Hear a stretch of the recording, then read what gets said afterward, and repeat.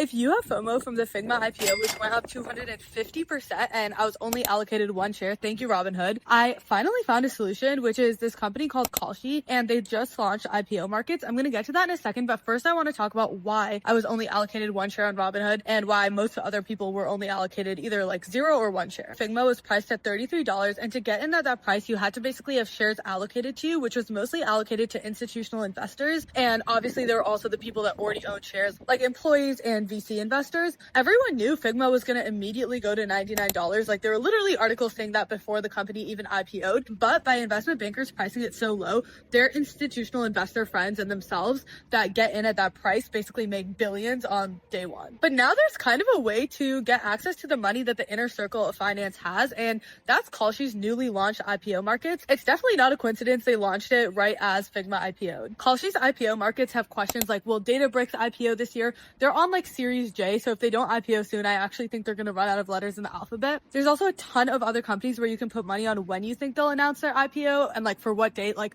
Ramp, SpaceX, OpenAI, Stripe, like all of these major players. There's even some non-IPO, like more M&A questions, like is Apple going to acquire Perplexity, which everyone's been talking about. I honestly don't think they will, but if they do, it'll probably be soon. This market just launched, so I wouldn't be surprised if in the future we're going to be able to bet on like how much an IPO will pop or what an IPO will be priced at. And so this is going to let like literally anyone, the average retail investor, get in on some of this IPO money that all the institutional investors made on Figma. I think it's really cool to see Kalshi democratizing finance like this, and I'm definitely going to have my eye out on the IPO market. I will update you guys if I have any ideas.